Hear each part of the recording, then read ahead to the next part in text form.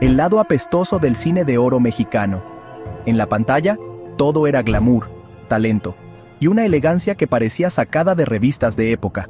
Pero fuera de cuadro, fuera de cuadro, el cine de oro no solo brillaba por su arte, también olía. A veces a perfume barato, a veces a tragedia, y otras, a algo que ni los guionistas más osados se atrevían a escribir. Hoy en De Todo Un Poco Secret, te traemos a los ídolos que dejaron marca en la historia del cine y trauma olfativo en todos los que compartieron set con ellos. Ignacio López Tarso. El aroma del método Ignacio López Tarso no era solo un actor. Era una institución, una fuerza escénica que transformaba cada personaje en un acto de entrega total. Pero esa entrega no venía sola. Venía acompañada de un aroma inolvidable.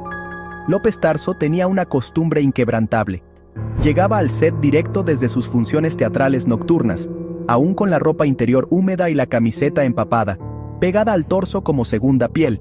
Su método era tan riguroso que negarse a cambiarse era parte de la preparación. El personaje está vivo, no se puede romper el ritmo, afirmaba con su voz profunda, esa que no admitía contradicción. Pero el problema era que el personaje venía con un olor propio, mezcla de sudor añejo, madera húmeda, cigarro apagado, y esa tensión escénica que, al parecer, también sudaba. Un director de fotografía confesó que pedía ventilar el foro al menos media hora antes de sus escenas. Otro técnico llegó a sugerir usar incienso, como si se tratara de un exorcismo actoral. Pero no había incienso que compitiera con la intensidad corporal de López Tarso, y aún así, nadie se atrevía a quejarse en voz alta, porque lo que el hombre traía al set era grandeza, con notas fuertes de teatro concentrado. Sí, su talento era magistral, y su fragancia, simplemente inolvidable. Actuar con él era un honor. Respirar cerca, una prueba de carácter. Porque con López Tarso, el drama no solo se veía, también se olía. Ana Luisa Pelufo no solo fue una pionera del cine erótico en México, fue una figura que desbordaba sensualidad y fragancia. Pero no cualquier fragancia. La suya era tan intensa y particular que parecía tener vida propia. Amante declarada de los perfumes dulces, usaba una loción empalagosa, mezcla de caramelo derretido y flores marchitas que se adhería a cada poro de su piel como si fuera barniz. No se conformaba con unas gotas detrás de las orejas. No, aplicaba en cuello, muñecas, escote, cabello y hasta en el vestuario. Cuando caminaba no pasaba, invadía. Dejaba una estela densa como pasillo de tienda de cosméticos en liquidación. Un técnico de utilería confesó que una vez tuvieron que limpiar la silla donde se había sentado porque el olor quedó atrapado en el vinil durante días. Algunos actores con alergia al almizcle pidieron que les cambiaran de posición frente a cámara. Otros simplemente aguantaban y respiraban por la boca. Para ella, era parte del personaje, parte de su sensualidad, parte de su sello, y sí, era inolvidable. Como un dulce pasado de fecha, como una pesadilla con brillantina y tapón nasal. Ana Luisa no solo marcó una época en el cine, también saturó el aire de todos los sets que pisó. Galán de galanes, voz grave, presencia imponente, sonrisa encantadora, y una fragancia que te transportaba directo al asiento trasero de un taxi recién lavado. Julio Alemán no creía en perfumes importados ni lociones costosas. Su esencia venía en spray, de gasolinera. Sí, su fragancia personal era un aromatizante de auto con olor a pino mentolado. Me da frescura instantánea, decía, mientras se rociaba generosamente el pecho, el cuello, las axilas y en días de inspiración, hasta la espalda.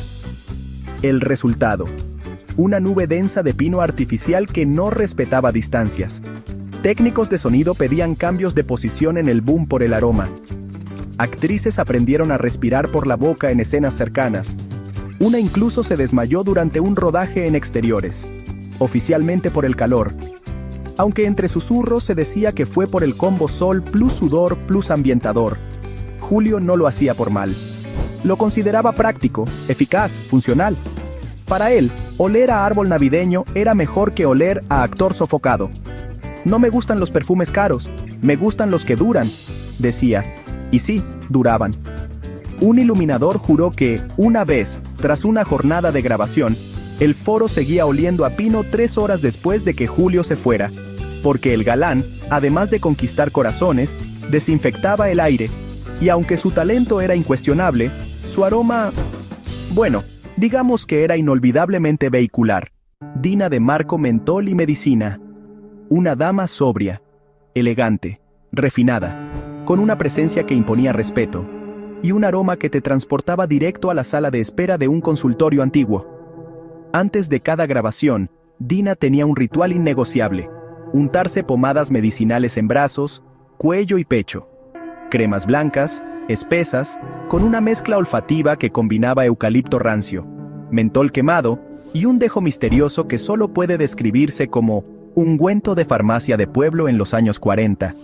Me ayuda con los nervios y la circulación, decía con toda seriedad, mientras aplicaba capa tras capa con devoción quirúrgica. El resultado era una nube balsámica, penetrante, casi anestésica. Los técnicos de sonido la detectaban antes de verla.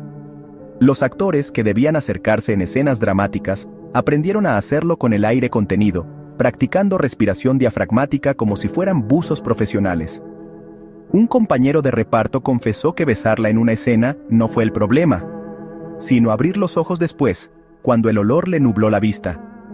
En el set, nadie se atrevía a decir nada, porque Dina era una institución. Pero si el cine es una experiencia multisensorial, Dina se aseguraba de que también fuera medicinal.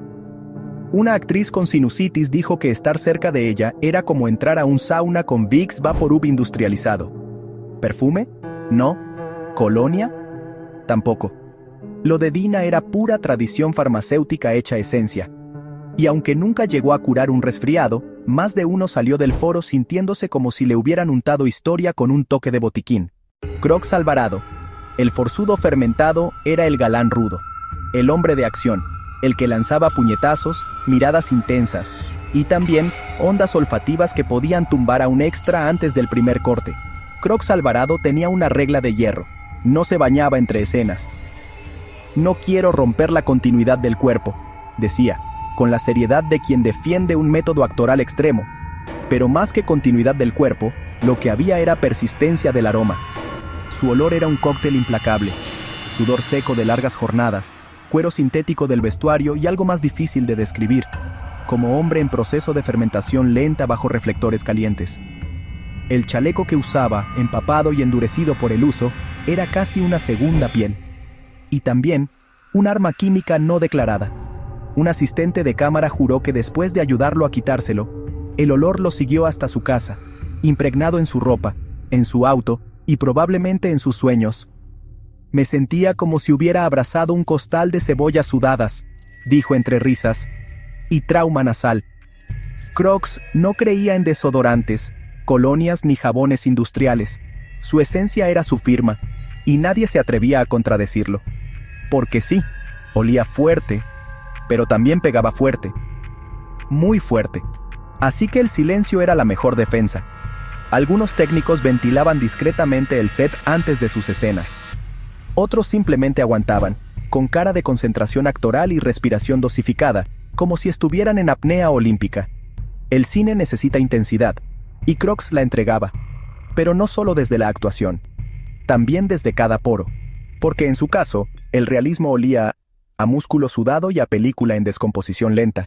Elsa Aguirre, belleza con aroma bélico, era la diva absoluta, elegante, perfecta, magnética.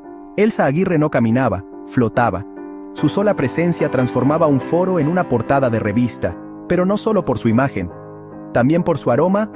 Elsa no usaba perfume, usaba un arsenal. Mezclaba loción francesa especiada, aceites esenciales y un rocío de flores blancas que aplicaba con precisión quirúrgica. El resultado era tan intenso que cuando Elsa entraba al set, no solo se notaba, se sentía. Técnicos de iluminación decían que trabajar cerca de ella era como estar dentro de una tienda de perfumes durante una explosión de frascos. Un iluminador con rinitis alérgica pidió ser reasignado con una simple excusa: con Elsa cerca, mis pulmones se rinden. Los actores practicaban aguantar la respiración durante las escenas con ella, no por nervios, sino por pura supervivencia olfativa. Pero Elsa, impecable, siempre respondía con la misma frase: no es perfume, es presencia. Y tenía razón. Era tan inolvidable que, después de grabar una escena con ella, los vestuarios quedaban impregnados por días. Elsa Aguirre no necesitaba decir una sola línea para imponerse. Bastaba con entrar, porque había divas que brillaban, y otras, como Elsa, que también asfixiaban. Pero con estilo. Aurora Clavel. La chamana del set Aurora no solo actuaba, invocaba. Mientras otros interpretaban personajes, ella los canalizaba. Cada escena con ella era un pequeño ritual, una ceremonia actoral donde el guión se mezclaba con lo místico y lo aromático. Antes de grabar, Aurora llegaba con una energía distinta. Lo cierto es que, al entrar al foro, la atmósfera cambiaba. Olor a copal encendido, a salvia, a hierbas machacadas bajo luna llena. Un asistente, confundido, preguntó en serio: ¿Hoy toca escena en la cabaña espiritual? No, le respondieron. Es que llegó Aurora. Sus vestuarios, impecablemente tradicionales, quedaban impregnados durante días. Una modista confesó que después de planchar una falda usada por ella, su taller quedó oliendo a mercado esotérico con clima húmedo. Pero nadie decía nada. Nadie osaba quejarse. Porque con Aurora no se bromeaba. Su mirada era profunda, su voz pausada, y su presencia, entre actriz y sacerdotisa. Había quienes aseguraban que si la mirabas demasiado fijo, te leía el alma. Incluso los actores más escépticos bajaban el tono cuando ella estaba cerca. Respira por la boca, aconsejaban los técnicos. Aurora no necesitaba efectos especiales. Ella era el efecto, un aura viva, ancestral, y aunque su aroma causara congestión nasal, mareos leves, nadie lo cambiaría por nada, porque cada vez que entraba al set, el cine se detenía, y el espíritu del drama bajaba del techo. Jorge Mistral. Café, cigarro y caos nasal. Jorge Mistral no actuaba, irrumpía. Tenía una de las voces más hipnóticas del cine mexicano, una mirada intensa, profunda, de esas que te perforan el alma, y un aliento que te dejaba en coma olfativa. Su rutina era casi un rito sagrado. Llegaba al set temprano, sin hablar, con pasos firmes. Abría su termo de acero, ese que llevaba años sin ver jabón, y bebía café recalentado, oscuro como su mirada. Luego, encendía un cigarro negro. El combo era infalible: cafeína añeja más nicotina cruda, y entonces hablaba, frente a ti, a 10 centímetros, con intensidad teatral, con compromiso actoral, con una neblina bucal que podía deshojar una planta. Una actriz reveló que, después de una escena romántica, no necesitó maquillaje para la siguiente toma de drama. El impacto del aliento de Mistral ya le había provocado las lágrimas. Otro técnico confesó que cuando Jorge se iba del foro, su esencia se quedaba en el aire, como una advertencia flotante. Decían que trabajar con él era como grabar dentro de un cenicero metafísico, donde el alma temblaba y la nariz lloraba. Pero, cuidado, nadie se atrevía a decirle nada. Porque era Jorge Mistral, un mito, un ídolo, un huracán con voz de trueno y hálito de apocalipsis. Decían que su actuación te dejaba marcado, y su aliento también. Tito Junco, sudor de charro Tito Junco, era un charro de verdad. Mirada firme, voz grave, porte de hierro. Y olor a jornada de rancho sin duchas. Era un actor entregado, demasiado entregado, sobre todo a su camisa. Usaba la misma durante días de rodaje, no por falta de vestuario, sino por convicción artística. Ya está cargada de emoción, decía. Sí, y también de sudor agrio, cuero húmedo y esencia de axila en resistencia. La tela, según los técnicos, parecía tener vida propia. Una vez, un encargado de vestuario, harto del hedor, la tiró discretamente a la basura, pero Tito, al enterarse, la rescató con orgullo. No se tira lo que huele a verdad, dijo. ¿Verdad? Tal vez. ¿Desinfectante? Urgente. Los sonidistas aprendieron a colocarle el micrófono lejos del cuello, los actores a respirar por la boca, y el set a sobrevivir. Porque para Tito Junco, el aroma era parte del personaje, y lo que para él era autenticidad, para los demás era una nube de intensidad que no se podía esquivar. Era cine realista, casi sensorial. El Indio Fernández, espíritu, embriagador. El Indio Fernández no actuaba, encarnaba, era fuego, tierra, humo, y mezcal. Jamás usaba colonia. Decía que los perfumes eran para quienes necesitaban esconderse. Él se rociaba las manos con mezcal antes de rodar, como si fuera un ritual chamánico. «Es para conectar con mis ancestros», murmuraba, con los ojos entrecerrados y el pecho inflado. Y sí que conectaba, con el más allá, y con el olfato de todo el foro. Su aroma era una mezcla peligrosa: tabaco negro, mezcal añejo, cuero viejo y sudor acumulado desde el desayuno. Vestuario lo describía con cariño y resignación. Sus camisas huelen a director en trance alcohólico. Gritaba, sudaba, abrazaba con fuerza, y cada gesto era una nube invisible de intensidad etílica. Una actriz contó que una vez él la saludó con un beso en la frente, y que el olor le duró 3 días. 3 días de aura fermentada y ancestral. En el set no se decía «ahí viene el indio», se decía «ya huele a indio».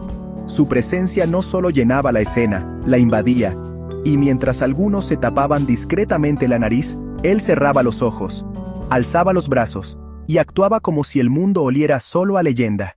Dolores del Río. Elegancia. Sofocante. Dolores no era actriz, era realeza cinematográfica, de caminar lento, mirada firme, y un aura que no solo se sentía, se olía. Cada fragancia que usaba era diseñada exclusivamente para ella. No compraba perfumes, los mandaba a crear: una gota de rosa búlgara, otra de ámbar gris, un toque de almizcle, y algo que solo su perfumista parisino conocía. Pero si el perfume era exclusivo, la dosis era extrema. Dolores no se perfumaba, se bañaba en esencia. Su camerino era un campo de batalla olfativo. Quien entraba, salía aturdido. Una actriz de reparto comentó que estar 5 minutos cerca de Dolores era como recibir un golpe de glamour y otro de migraña. Un actor de carácter pidió grabar sus escenas por separado. «No puedo actuar sin oxígeno», dijo. Ella, en cambio, sonreía. Una sonrisa tan elegante como su nube aromática. Y es que Dolores lo sabía. Cada aroma que dejaba era su sello. No buscaba agradar, buscaba imponerse. Y lo lograba. Aunque para ello, transformara el set en un templo de esencias densas, sofocantes y majestuosas. Dolores no necesitaba decir una palabra para dominar una escena.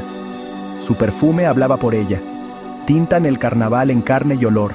Tintan no solo actuaba, desbordaba vida. Era maroma, música, risa y una nube perfumada de pachuli, cigarro y calle. Siempre llegaba al set como si viniera de un desfile. Ropa arrugada pero con estilo, el sombrero ladeado y una fragancia que no era de catálogo. Era mezcla casera de colonia barata, sudor honesto y lo que él llamaba su olor a pueblo.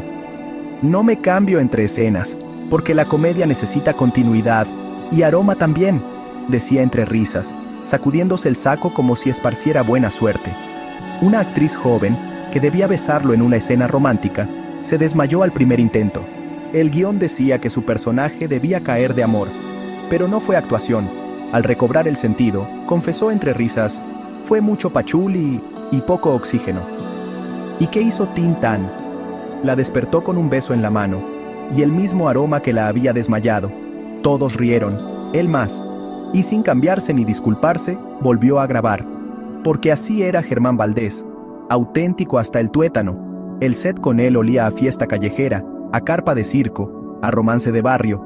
Su perfume no venía en frasco, venía con él, y aunque a veces era demasiado, nadie quería que se fuera. Porque si Tintán estaba cerca, la risa y el desorden estaban garantizados, aunque también un poco de mareo. Cantinflas, florero tropical con patas. Mario Moreno era un caballero, elegante, puntual, un ícono de la comedia y de las fragancias que desafiaban la lógica. Antes de llegar al set, ya se sentía su presencia, no por su voz, ni por su andar, sino por su aroma floral intensivo, como jardín botánico en plena humedad. Gardenias, violetas, nardos y algo más que nadie lograba identificar. Un técnico dijo una vez, creo que es polvo facial de señora francesa, en los años 40. El combo era tan potente que en espacios cerrados la producción tenía que abrir ventanas, y eso que estaban grabando exteriores. Un actor secundario, tras compartir escena con él, comentó, grabar con Mario era como rodar dentro de una florería, con las puertas selladas con silicona, pero él siempre con su sonrisa encantadora decía: «La comedia entra por la nariz, joven». Y claro, salía por la pituitaria, herida, confundida y perfumada para siempre. Cantinflas no necesitaba ensayar 2 veces. Su ritmo era único, su gestualidad perfecta y su estela aromática, una firma tan icónica como su bigote. Nadie se atrevía a criticarlo en voz alta. ¿Cómo decirle algo al hombre que había hecho reír a medio planeta? Así que todos aguantaban, respiraban por la boca y grababan con profesionalismo, mientras se sentían atrapados en una nube floral con esteroides. Porque Mario era comedia, era talento, y era también un carnaval botánico en frasco humano.